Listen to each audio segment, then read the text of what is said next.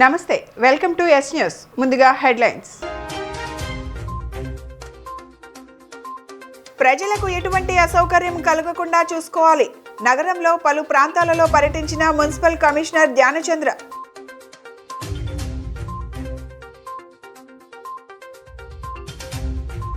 సరస్వతి అలంకరణలో అమ్మవారు వసంత పంచమి సందర్భంగా అమ్మవారి ఆలయంలో పిల్లలకు అక్షరాభ్యాసం. పెద్ద సంఖ్యలో అమ్మవారిని దర్శించుకున్న విద్యార్థులు.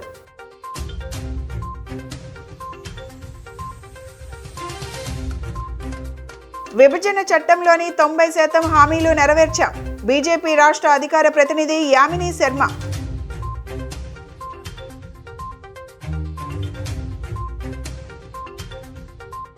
పదవ తరగతి పరీక్షల్లో 100% ఉత్తీర్ణత సాధించాలి. జిల్లా కలెక్టర్ లక్ష్మీషా. వసంత పంచమి బ్రహ్మ ముహూర్తం. ఇది ప్రతి ఏడాది మాఘమాసంలో వచ్చే శుక్ల పంచమిని వసంత పంచమిగా వ్యవహరిస్తారు. సోమవారం చదువుల తల్లి సరస్వతీదేవిని ప్రత్యేకంగా పూజిస్తారు. వసంత పంచమి రోజు బ్రహ్మ ముహూర్తం సాయంత్రం 5:23 ప్రారంభమై సాయంత్రం 6:16 ముగుస్తుంది. పవిత్ర నదుల్లో స్నానాలు ఆచరిస్తారు. వసంత పంచమి రోజున మహాకుంభమేళాలో 4వ రాజస్నానం నిర్వహిస్తారు. వసంత పంచమి సందర్భంగా ఇంద్రకీలాద్రి అమ్మవారి ఆలయంలో సరస్వతీదేవి అలంకారంలో అమ్మవారు దర్శనమిచ్చారు. సరస్వతీదేవి అలంకరణలో దర్శనమిస్తున్న దుర్గమ్మను విద్యార్థులు దర్శించుకున్నారు. విద్యార్థులకు ఆలయ అధికారులు ఉచిత దర్శనం ఏర్పాటు చేశారు. ప్రతి ఏటా దుర్గగుడిలో విద్యార్థులకు అమ్మవారి ఆలయంలో పెన్ను, అమ్మవారి కంకణం, ప్రసాదం అందజేస్తున్నారన్నారు. ఈ ఏడు కూడా విద్యార్థులకు పెన్ను, ప్రసాదం అందజేశారు. సోమవారం దుర్గమ్మ వారి ఆలయానికి విజయవాడ స్కూల్స్ నుంచే కాకుండా ఇతర చుట్టుపక్కల ప్రాంతాల నుంచి పెద్ద ఎత్తున విద్యార్థులు దుర్గగుడికి తరలివచ్చారు. సరస్వతీదేవి యొక్క విశేషమైనటువంటి అలంకరణతోటి దుర్గా అమ్మవారు ఈ రోజున వసంత పంచమి సందర్భంగా భక్తులకి అందరికీ కూడా అమ్మవారు సరస్వతీదేవిగా అలంకరణ చేయడం జరిగింది. ఈరోజు అమ్మవారి యొక్క విశేషమైనటువంటి శ్రీ పంచమి. ఈ శ్రీ పంచమి రోజున అమ్మవారికి ప్రత్యేకమైనటువంటి సరస్వతి హోమాలన్నీ నిర్వహించి అమ్మవారి యొక్క ఆశీస్సులు ప్రతి విద్యార్థికి ఉండాలని, విద్యార్థులందరికీ కూడా అమ్మవారి యొక్క శుభ ఆశీస్సులు కలగాలని చెప్పి ఈ రోజున ప్రత్యేకమైనటువంటి పూజా కార్యక్రమం జరుగుతుంది. అలాగే ఉదయం 5 గంటల నుంచి అమ్మవారికి ప్రత్యేకమైనటువంటి ఈ పెన్నులతోటి అమ్మవారిని పూజించి, అలాగే అమ్మవారి యొక్క ఆశీస్సులు భక్తులకి ప్రత్యేకించి విద్యార్థులకి ఉండాలని చెప్పి ఈ యొక్క కార్యక్రమాన్ని నిర్వహించడం జరుగుతుంది. ఈ రోజున ఎవరైతే శ్రీ పంచమి రోజున అక్షరాభ్యాసం చేస్తారో, ఈ రోజున ఎవరైతే మంత్రోపదేశాన్ని తీసుకుంటారో అటువంటి వాళ్ళందరికీ కూడా ఆ శుభ యోగం కలుగుతుంది. విద్యార్థులందరికీ కూడా అమ్మవారి యొక్క శుభయోగం కలిగి అమ్మవారి యొక్క శుభ ఆశీస్సులతోటి వాళ్ళు చక్కగా చదువుకొని వాళ్ళ విజ్ఞానాన్ని పొందుతారని చెప్పి మనకి శాస్త్రం చెప్తోంది. అటువంటి ఈ రోజున ఎవరైతే సరస్వతీ నమస్తుభ్యం వరదే కామరూపిణి విద్యారంభం కరిష్యామి సిద్ధిర్భవతమే సదా ఓం సరస్వత్యే నమః అని ఎవరైతే ఈ మంత్రాన్ని చెప్తారో వాళ్ళందరికీ కూడా విజ్ఞానం కలిగి అమ్మవారి యొక్క శుభయోగం కలిగి వాళ్ళకి జ్ఞానాన్ని కలగజేస్తుంది. అటువంటి జ్ఞానాన్ని కలగజేసేటువంటి ఆ అమ్మవారి యొక్క అనుగ్రహం భక్తులందరికీ కలిగి విద్యార్థులకి ప్రత్యేకంగా అమ్మవారి యొక్క శుభ ఆశీస్సులు. ఈరోజు అమ్మవారిది సరస్వతీదేవి అలంకారం. ఎందుకంటే దేవీ నవరాత్రుల తర్వాత అమ్మవారికి ఈ ఒక్కరోజునే సరస్వతీదేవి అలంకారం ఉంటుంది.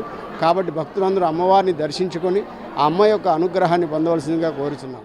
జిల్లాలో సాంఘిక సంక్షేమ వసతి గృహాల్లో ఉండి చదువుకుంటున్న 10వ తరగతి విద్యార్థులు పబ్లిక్ పరీక్షల్లో 100% ఉత్తీర్ణత సాధించేలా కృషి చేయాలని, ఏ ఒక్క విద్యార్థి ఫెయిల్ కాకుండా ప్రతి ఒక్కరిపైన ప్రత్యేకంగా దృష్టి సారించాలని జిల్లా కలెక్టర్ డాక్టర్ జి లక్ష్మీషా సహాయ సాంఘిక సంక్షేమ వసతి గృహ సంక్షేమ అధికారులను ఆదేశించారు.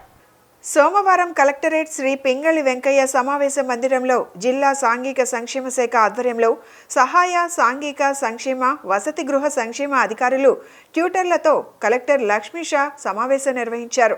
మార్చి 17 నుంచి 10వ తరగతి పరీక్షలు జరగనున్న నేపథ్యంలో ప్రస్తుతం విద్యార్థుల అకాడమిక్ సామర్థ్యం, పరీక్షల్లో 100% ఉత్తీర్ణతకు తీసుకోవాల్సిన చర్యలు తదితరాలపై కలెక్టర్ మార్గనిర్దేశనం చేశారు. ఈ సందర్భంగా కలెక్టర్ మాట్లాడుతూ జిల్లాలో 2023-24 విద్యా సంవత్సరంలో 10వ తరగతి పరీక్షల్లో సాంఘిక సంక్షేమ వసతి గృహ విద్యార్థుల ఉత్తీర్ణత శాతం 95.2% నమోదైందని, ఈ ఏడాది 100% నమోదుకు సమిష్టిగా కృషి చేయాలని ఆదేశించారు. సబ్జెక్టు నిపుణులు, ట్యూటర్లతో ప్రత్యేక శిక్షణ ఇప్పించడం, విద్యార్థులు ఏ అంశాల్లో వెనుకబడి ఉన్నారో ఆయా అంశాలపై పట్టు సాధించేలా చూడాలన్నారు. ఉదయం, సాయంత్రం సమయాల్లో ప్రత్యేక స్టడీ తరగతులు నిర్వహించాలని, సబ్జెక్టు పరంగా విద్యార్థుల సందేహాలను నివృత్తి చేస్తూ ప్రోత్సహించాలన్నారు. విద్యార్థులు మంచి మార్కులతో ఉత్తీర్ణత సాధించినప్పుడు వారి తల్లిదండ్రులకు ఎంతో ఆనందం కలుగుతుందో అంతకంటే ఎక్కువ ఆనందం మనకు సొంతమవుతుందని, సామాజిక బాధ్యతగా విద్యార్థులను మంచి భవిష్యత్తు దిశగా అడుగులు వేయించాల్సిన బాధ్యత ప్రతి ఒక్కరిపైన ఉందని పేర్కొన్నారు. వసతి గృహాలను ఎప్పటికప్పుడు ఆకస్మికంగా తనిఖీ చేయనున్నట్లు కలెక్టర్ లక్ష్మీ షా తెలిపారు. సమావేశంలో డిఆర్డీఏ పీడీ కె శ్రీనివాసరావు, సాంఘిక సంక్షేమ శాఖ సూపరింటెండెంట్లు ఎన్ సునీత, ఏ ఆంజనేయులు, సహాయ సాంఘిక సంక్షేమ వసతి గృహ సంక్షేమ అధికారులు తదితరులు పాల్గొన్నారు. ప్రజలకు ఎటువంటి అసౌకర్యం కలగకుండా చూసుకోవాలని అధికారులను విజయవాడ నగరపాలక సంస్థ కమిషనర్ ధ్యానచంద్ర ఆదేశించారు. సోమవారం ఉదయం తన పర్యటనలో భాగంగా Benz circle, Ramalingeshwar Nagar, Netaji bridge ప్రాంతాలన్నీ పర్యటించి క్షేత్రస్థాయిలో పరిశీలించారు. ఈ సందర్భంగా కమిషనర్ మాట్లాడుతూ అధికారులందరూ ఎప్పటికప్పుడు అప్రమత్తంగా ఉంటూ వర్షాలు పడినా రోడ్లపైన వర్షపు నీరు చేరకుండా ఉండేటట్లు చర్యలు తీసుకోవాలని, నగరంలో ఎక్కడ అండర్ గ్రౌండ్ డ్రైనేజీ పొంగకుండా ఎప్పటికప్పుడు ఫీల్డ్ విజిట్స్ చేస్తూ పరిశీలిస్తూ సమస్యలను పరిష్కరించాలని, త్రాగునీటి లీకేజ్లను అరికట్టాలని, కల్వర్ట్లను రిపేర్ చేసుకోవాలని అధికారులను ఆదేశించారు. ప్రజా ఆరోగ్య సిబ్బంది ఎప్పటికప్పుడు చెత్త సేకరణ సమయానికి చేసుకుంటూ పరిస్థితి నిర్మాణంలో ఎటువంటి లోపం లేకుండా చూసుకోవాలని అన్నారు. రామలింగేశ్వర్ నగర్లోని ఓవర్ హెడ్ వాటర్ ట్యాంక్ పరిశీలించి ఆ ట్యాంకు నుండి మంచినీరు త్వరగా ప్రజలకు అందుబాటులోకి తీసుకురావాలని, అందుకు అనుగుణంగా రిపేర్లు సత్వరమే నిర్వహించాలని అన్నారు. రామలింగేశ్వర్ నగర్లోని ఎస్టీపీ పరిశీలించి అమృత్ పథకం 2.0 ద్వారా జరుగుతున్న పనులను సత్వరమే పూర్తి చేయాలని అధికారులను ఆదేశించారు. తదుపరి నేతాజీ బ్రిడ్జ్ వద్ద గల అన్నా క్యాంటీన్ను పరిశీలించారు. అన్నా క్యాంటీన్ నిర్వహణ సక్రమంగా జరగాలని, పరిశుభ్రమైన వాతావరణం నెలకొల్పాలని, వాడుక నీరు, మరుగుదొడ్లు ఎప్పటికప్పుడు నిర్వహణ చేసుకుంటూ అధికారులు పర్యవేక్షిస్తుండాలని కమిషనర్ ఆదేశించారు. ఈ పర్యటనలో chief engineer R Srinath Reddy, incharge chief medical health officer doctor Suresh Babu, superintendent ఇంజనీర్లు P Satyanarayana, P Satyakumari, assistant city planner Mohan Babu, executive ఇంజనీర్లు వెంకటేశ్వర్ రెడ్డి, సామ్రాజ్యం తదితరులు పాల్గొన్నారు. చట్టంలోని హామీలను 90% నెరవేర్చామని, ఈ బడ్జెట్ రాష్ట్రానికి ఎంతో మేలు చేస్తుందని బీజేపీ రాష్ట్ర అధికార ప్రతినిధి యామిని శర్మ చెప్పారు. కేంద్ర బడ్జెట్ అన్ని వర్గాల వారికి మేలు చేసేలా ఉందని చెప్పారు. నగరంలోని బీజేపీ రాష్ట్ర కార్యాలయంలో ఏర్పాటు చేసిన విలేకరుల సమావేశంలో బీజేపీ రాష్ట్ర అధికార ప్రతినిధి యామిని శర్మ మాట్లాడుతూ పేద మధ్యతరగతి ప్రజలకు వికసిత్ భారత్ ఫలాలు అందేలా ఉన్నాయన్నారు. ప్రతిపక్ష నేతలు ఓర్వలేక విమర్శలు చేస్తున్నారని ఆమె చెప్పారు. నాయకులు కూడా విమర్శలు చేయడం హాస్యాస్పదంగా ఉందన్నారు. వైసీపీ పాలనలో కేంద్ర పథకాలకు స్టిక్కర్లు వేసుకున్నారని, గత 5 ఏళ్లలో అద్భుతమైన పాలన అన్నవారు ఇప్పుడు తప్పు పడుతున్నారని ఆమె విమర్శించారు. మహిళలు, రైతులు, శ్రామికులకు ఆసరా ఇచ్చే బడ్జెట్ అని తెలిపారు. ఇంతమందికి ఉపాధి కల్పించేలా మోడీ ఆలోచన చేశారని, 12.75 లక్షల ఆదాయం వరకు ఎటువంటి పన్నులు లేకుండా చేశారన్నారు. మహిళలకు 4 లక్షల కోట్లు ప్రత్యేకంగా బడ్జెట్లో కేటాయించడం జరిగిందన్నారు. విభజన చట్టంలోని పోలవరం మొదటి దశకు గతంలో 18,280 కోట్లకు పైగా నిధులు ఇచ్చామని, ఇప్పుడు మిగిలిన 12,157 కోట్లను కేటాయించినట్లు ఆమె చెప్పారు. పోలవరంలో పి అనే పదం పలకటం చేతకాని వైసీపీ నేతలు బడ్జెట్ గురించి నీతులు చెబుతున్నారని తెలిపారు. రాజధాని నిర్మాణం కోసం గతంలో ఇచ్చిన 4,853 కోట్లతో పాటు ఇటీవల 15,000 కోట్లు హట్కో నుండి 11,000 కోట్లు నిధులు కేటాయించామన్నారు. అమరావతి, భ్రమరావతి అని కుట్రలు చేసి రాజధానిని నాశనం చేశారని తెలిపారు. శ్రీమాత్రే నమః. వందే మాతరం. అవినీతి అక్రమాలలోనే కాదు, కడుపు మంటల్లో కూడా మేమే నెంబర్ 1 అని చెప్పని ఈ రోజున అటు దేశంలోని ప్రజలు పక్కన పెట్టేస్తే ఏడ్చేటటువంటి కాంగ్రెస్ పార్టీ రాహుల్ గాంధీ అయినా, ఇటు రాష్ట్ర ప్రజలు చీ కొడితే 11 సీట్లకి పరిమితమైనటువంటి వైసీపీ అయినా ఈ రోజున, లేదా అసలు పేద ప్రజలు అని చెప్పని పొద్దున లేస్తే మాట్లాడేటటువంటి వామపక్షాలు ఈ రోజున పేదల కోసమే ప్రవేశపెట్టినటువంటి బడ్జెట్ని చూసి విపరీతంగా కడుపు మంట తట్టుకోలేక రకరకాలుగా ప్రగల్భాలు అంటే మాటలు మాట్లాడుతూ ఉన్నారు. ఏదో బడ్జెట్ కేంద్ర ప్రభుత్వం ప్రవేశపెట్టినటువంటి బడ్జెట్ పైన వాళ్ళు కారాలు మీరాలు నూరుతున్నారు. కానీ రోజున కేంద్ర ప్రభుత్వం నిర్మలా సీతారామన్ గారి ఆధ్వర్యంలో ప్రవేశపెట్టినటువంటి బడ్జెట్ ఇటు పేద ప్రజలకే కాకుండా అత్యధిక శాతం దాదాపుగా 40 నుంచి 50% ఉన్నటువంటి మధ్యతరగతి ప్రజలందరికీ ఊరటనిస్తూ అన్ని రంగాలకి కూడా సమ ప్రాధాన్యతనిస్తూ వికసిత భారత్ లక్ష్యాన్ని 2047 వికసిత భారత్ లక్ష్యాన్ని చేరుకునే విధంగా ఈ రోజున ఈ గేమ్ చేంజర్ లాంటి బడ్జెట్ని ప్రవేశపెట్టి ప్రజలందరి మన్ననను పొందుతోంది. కగార్ ఆపరేషన్ను తక్షణమే ఉపసంహరించుకోవాలని కేంద్ర ప్రభుత్వానికి CPI ML new democracy Andhra Pradesh రాష్ట్ర కమిటీ డిమాండ్ చేసింది. కగార్ పేరిట ఆదివాసీలపై కేంద్ర ప్రభుత్వం ఘోర మారణకాండ సాగిస్తుందని కమిటీ అభిప్రాయపడింది. సోమవారం కమిటీ ఆధ్వర్యంలో గాంధీనగర్ ప్రెస్ క్లబ్లో రౌండ్ టేబుల్ సమావేశం జరిగింది.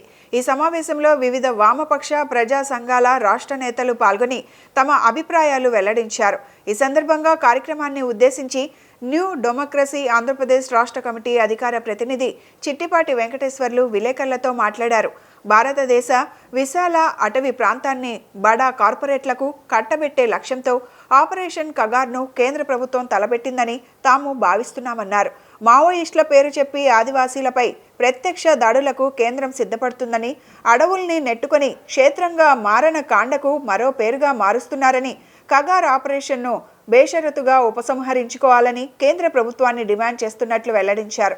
అనాగరిక వేట సాగిస్తూ ఆదివాసీల్ని వందల సంఖ్యలో బూటకపు ఎన్కౌంటర్ల పేరిట హత్య చేస్తున్నారని, అన్ని దారుణ హత్య సంఘటనలపై సుప్రీంకోర్టు జోక్యం చేసుకొని ప్రత్యేక జడ్జిని నియమించి విచారణ జరపాలని కోరారు. కగార్ పేరుతో దేశంలో ముఖ్యంగా అటవీ ప్రాంతాల్లో ఒక మారణ హోమం జరుగుతూ ఉంది. కేంద్ర హోంమంత్రి అమిత్ షా ఇవాళ దేశంలో నక్సలిజాన్ని రూపుమాపుతామనే పేరుతోటి దేశ ప్రజలతోటి మాట్లాడుతున్నాడు. అది పైకి చెప్పే మాట. అసలు ఉద్దేశం దేశంలో ముఖ్యంగా అటవీ ప్రాంతాల్లో ఉంటే అటవీ సంపదని, ఖనిజాలని, వనరులని కొల్లగొట్టి కార్పొరేట్లకు కట్టబెట్టే లక్ష్యంతో ఇవాళ మోదీ ప్రభుత్వం పనిచేస్తూ ఉంది. దానిలో భాగంగానే ఇవాళ అటవీ చట్టాల్లో మార్పులు తీసుకొచ్చింది. ఈ అటవీ చట్టాల్లో మార్పుల్ని పార్లమెంట్ ఆమోదించకుండానే ఆర్డినెన్స్ రూపంలో కొన్ని తీసుకొచ్చింది. వీటికి వ్యతిరేకంగా ఆదివాసీలు ఆందోళన చెందుతున్నారు. ఈ అడవి సంపద వేల సంవత్సరాల నుంచి సాంప్రదాయంగా మేము ఇక్కడ కొనసాగుతున్నాం, ఈ అడవి మాది, ఈ సంపద మాది అని అక్కడ ఆదివాసీలు ఉద్యమిస్తూ ఉన్నారు. దానికి నాయకత్వం ఇస్తున్న పార్టీలని లేదా దానికి నాయకత్వం ఇస్తున్న రాజ్యాంగపరమైన హక్కుల ప్రకారం తమ కులానికి సంబంధించి కుల ధృవీకరణ పత్రాలు ఇస్తారనే నమ్మకం కూటమి ప్రభుత్వంపై ఉందని అఖిల భారత బేడా జంగం సంక్షేమ సంఘం నాయకులు వనం నాగేశ్వరరావు చెప్పారు. తమ కులానికి సంబంధించి ఆన్లైన్లో పేరు లేకపోవడం పట్ల ఆయన విస్మయం వ్యక్తం చేశారు. బేడా జంగం సంక్షేమ సంఘం ఆధ్వర్యంలో ఏర్పాటు చేసిన విలేకరుల సమావేశంలో సంఘం నాయకులు వనం నాగేశ్వరరావు మాట్లాడుతూ 1950 నుంచి 2023 9వ నెల వరకు రాజ్యాంగపరమైన హక్కులను పొందుతున్నామని, ఆ తర్వాత నుంచి ఆన్లైన్లో తమ కులానికి సంబంధించిన వివరాలను ఆపడం జరిగిందని తెలిపారు. గత ప్రభుత్వంలో వారికి పలుమార్లు విజ్ఞప్తులు చేసినప్పటికీ వారు బేఖాతురు చేశారని ఆవేదన వ్యక్తం చేశారు. ఈ విషయమై చంద్రబాబుకు విజ్ఞప్తి చేయగా తాము అధికారంలోకి రాగానే ఎస్సీ కుల ధృవీకరణ పత్రం ఇస్తామని హామీ ఇవ్వడం జరిగిందన్నారు. ఉపకుల వర్గీకరణలో భాగంగా జనాభా తామాషా ప్రకారం కమిటీల ద్వారా విచారణ జరిపి సమన్యాయం చేయాలని ప్రభుత్వాలు ఆలోచిస్తున్నాయన్నారు. అదేవిధంగా 5 రాష్ట్రాల్లో ఉన్న తమ జనాభాను దృష్టిలో పెట్టుకొని తమకు న్యాయం చేస్తారని నమ్మకం చంద్రబాబు, పవన్ కళ్యాణ్, మోడీపై అమితమైన నమ్మకాన్ని ఆయన వ్యక్తం చేశారు. 45 సంవత్సరాల అనుభవం ఉంది దీంట్లో. ఆల్ ఇండియా బేడా బుడక సంఘానికి కూడా చైర్మన్గా చేస్తున్న 5 రాష్ట్రాల్లో ఉన్నారు మా జనాభా. ఈ రాష్ట్రంలో కూటమి ప్రభుత్వము, ఎన్డీఏ ప్రభుత్వము, గౌరవనీయులు మాన్యశ్రీ నారా చంద్రబాబు నాయుడు ముఖ్యమంత్రి వర్యులకి, అదేవిధంగా జనసేన పార్టీ ఉప ముఖ్యమంత్రి పవన్ కళ్యాణ్ గారికి, అదేవిధంగా భారతదేశంలో ప్రధానమంత్రి అయిన శ్రీ గౌరవనీయులు నరేంద్ర మోడీ గారు కూటమి ప్రభుత్వానికి మా విజ్ఞప్తి, విన్నపం. అయ్యా, 59 కులాలు షెడ్యూల్డ్ కులాలకి సమన్యాయం చేయటానికి, సామాజిక న్యాయం చేయటానికి ఒక కమిషన్ నియమించారు. ఆ కమిషన్ కూడా 13 జిల్లాలు తిరిగి తర్వాత వారి కార్యక్రమం వారు జరుపుతూ ఉన్నారు. మాకు ఈ కూటమి ప్రభుత్వం మీద మాన్యశ్రీ చంద్రబాబు నాయుడు మీద మాకు పూర్తి నమ్మక విశ్వాసం ఉంది. ఆయన యొక్క అనుభవం కానీ ఆయన యొక్క సీనియారిటీ కానీ సామాజిక న్యాయం సమన్యాయం చేయాలని చెప్పే ఉద్దేశంతో ఈ 59 కులాలకు న్యాయం చేయాలని చెప్పేసే ఉద్దేశంలో ఉన్నారు నారా చంద్రబాబు నాయుడు ముఖ్యమంత్రి వర్యులు. మాకు మాట ఇచ్చున్నారు, బేడా బుడక జంగం ఎస్టీ కులానికి రాజ్యాంగపరమైన మీ హక్కులో మేము రాగానే కుల ధృవీకరణ పత్రము ఎస్సీ సర్టిఫికేట్ ఇస్తామని చెప్పేసి మాకు మాట ఇచ్చారు. మా ప్రధానమైన మనవి ఏంటి అంటే ప్రభుత్వంలో ఉన్న ముఖ్యమంత్రి వర్యులకు సీరియల్ 9లో ఉన్న ఈ బేడా బుడక జంగం కమ్యూనిటీ రాజ్యాంగపరంగా హక్కున్న వాళ్ళం మేము.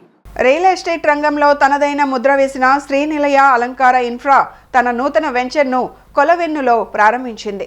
అన్ని సౌకర్యాలతో అలంకార్ ఇన్ఫ్రా వెంచర్ను ప్రారంభించడం అభినందనీయమని పెనమలూరు ఎమ్మెల్యే బోడే ప్రసాద్ అన్నారు. అన్ని సౌకర్యాలతో నగరానికి దగ్గరలో వెంచర్ను నిర్మిస్తున్నారని అందరూ ఈ అవకాశాన్ని సద్వినియోగం చేసుకోవాలని కోరారు. కృష్ణా జిల్లా పెనమలూరు నియోజకవర్గంలోని కొలవెన్నులో నిర్మిస్తున్న శ్రీనిలయ అలంకార ఇన్ఫ్రా వెంచర్ భూమి పూజ కార్యక్రమాల్లో పెనమలూరు నియోజకవర్గం ఎమ్మెల్యే బోడే ప్రసాద్ పాల్గొన్నారు. ఈ సందర్భంగా ఆయన మాట్లాడుతూ శ్రీనిలయ అలంకార ఇన్ఫ్రా వెంచర్ను ప్రారంభించడం ఆనందకరమని చెప్పారు. అన్ని సౌకర్యాలతో వెంచర్ను ఏర్పాటు చేయడం అభినందనీయమని అన్నారు. ప్రభుత్వ సహకారం లేకుండా అద్భుతంగా వెంచర్ను నిర్మిస్తూ రోడ్లు, డ్రైన్లు అన్ని సౌకర్యాలతో వెంచర్ను ఏర్పాటు చేయడం అలంకార ఇన్ఫ్రాకే సాధ్యపడిందన్నారు. అలంకార ఇన్ఫ్రా వెంచర్ను త్వరగా పూర్తి చేసి మంచి లాభాలను పొందాలని ఆకాంక్షించారు. అన్ని సౌకర్యాలతో నగరానికి దగ్గరలో వెంచర్ను నిర్మిస్తున్నారని అందరూ ఈ అవకాశాన్ని వినియోగించుకోవాలని అన్నారు. అలంకార పొద్దుటూరు కోలవెన్ను మధ్యలో ఒక రియల్ ఎస్టేట్ సంస్థ ఒక మంచి వెంచర్ని ప్రారంభించడం జరుగుతూ ఉంది.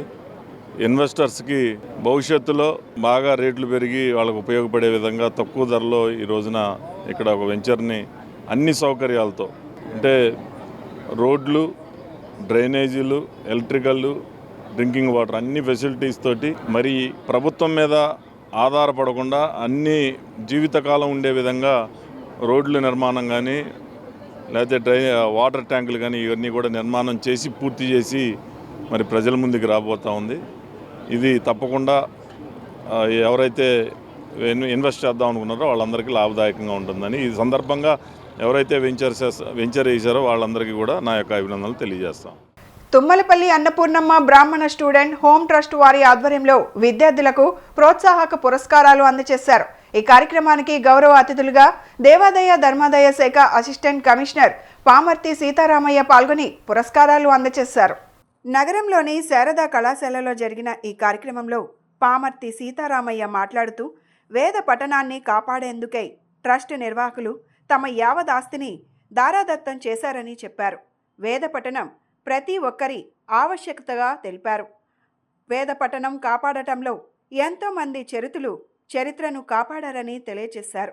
డాక్టర్ బ్రహ్మశ్రీ సామవేదం షణ్ముఖ శర్మ మాట్లాడుతూ వేద పఠనంపై అవగాహన లేక అవకతవకలు మాట్లాడరాదని తెలిపారు. వేద పఠనం సనాతన ధర్మానికి సంబంధించిందని తెలియజేశారు.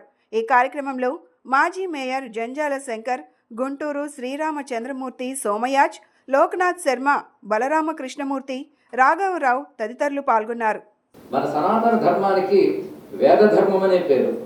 అయితే సనాతన ధర్మంలో భగవద్గీత, రామాయణం, భాగవతం, భారతం, పురాణములు ఇన్ని సామాన్యుల వరకు అందరికీ తెలుసు. కానీ వీటన్నిటి మూలం మాత్రం వేదమే. అంటే పురాణాల్లో కానీ, ఇతిహాసాల్లో కానీ, రామాయణం లాంటి మహాకావ్యాల్లో కానీ అడుగడుగున వేద పురుషుని స్మరిస్తాడు. వేదంలో ఉన్నటువంటి ధర్మాన్ని చెప్పడానికే అవతరించాయి అనేది స్పష్టమవుతుంది. అది సామాన్యులు అందరి కోసం ధర్మం, జ్ఞానం ఉన్నాయి. అంటే వేదంలో చెప్పిన ధర్మము, జ్ఞానము ప్రతి వ్యక్తికి అవసరం. అంటే ప్రపంచవ్యాప్తంగా ఉన్న ప్రతి వ్యక్తికి కూడా ఒక ధర్మం ఉండాలి, ఒక జ్ఞానం ఉండాలి. ఎవరి ధర్మం వారికి ఉన్నది. అలా వారి వారి యొక్క స్వధర్మాన్ని బోధిస్తూ, జ్ఞానాన్ని అందిస్తూ లోకక్షేమం కోసం ఉద్భవించినటువంటి సనాతనమైన ఒక వాంగ్మయమే వేదం. సనాతనం అంటే శాశ్వతం అని అర్థం. వేదం గురించి చాలా మందికి తెలిసిన మాట అపౌరుషేయం, అంటే మానవ సృష్టి కాదు అని. ఏ సాహిత్యమైన మానవుడు సృష్టిస్తేనే వస్తుంది కదండి. మత గ్రంథాలైనా మానవుడు సృష్టించాలి, అయితే గొప్ప మానవుడు కావచ్చు, వాళ్ళు సృష్టించాలి కదా అంటే మాత్రం వేదం మాత్రం మానవ సృష్టి కాదు అనే విషయం సంప్రదాయజ్ఞులందరూ అంగీకరిస్తారు. అది వేదానికి అపౌరుషేయం అనే మాట ఉన్నది. అంటే మానవ సృష్టి కాకుండా వచ్చినది. ఎలా వస్తాయి అంటే పరమాత్మ యొక్క ఉచ్ఛ్వాస నిశ్వాస రూపమైనటువంటివే వేదములు అని స్పష్టంగా చేస్తే నిశ్వసితం వేదాహ అనే మాట మనకు తెలుస్తుంది. స్థాపించి 50 సంవత్సరాలు అయిన సందర్భంగా ఈ కార్యక్రమానికి గౌరవ అతిథిగా జిల్లా అసిస్టెంట్ కమిషనర్ అయిన నన్ను ఆహ్వానించారు.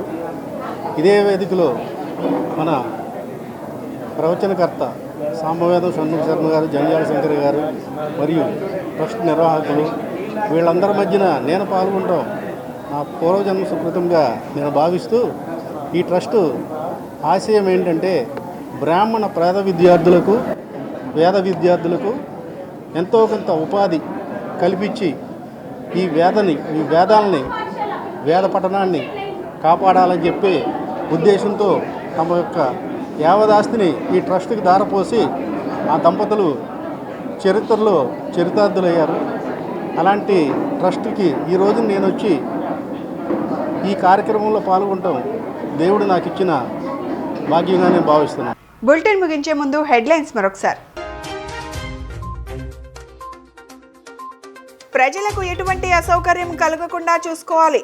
నగరంలో పలు ప్రాంతాలలో పర్యటించిన మున్సిపల్ కమిషనర్ ధ్యానచంద్ర.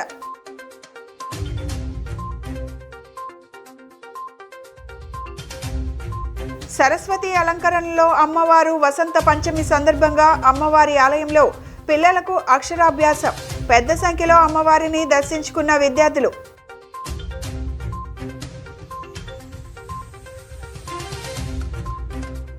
విభజన చట్టంలోని 90% హామీలు నెరవేర్చాం. బీజేపీ రాష్ట్ర అధికార ప్రతినిధి యామిని శర్మ.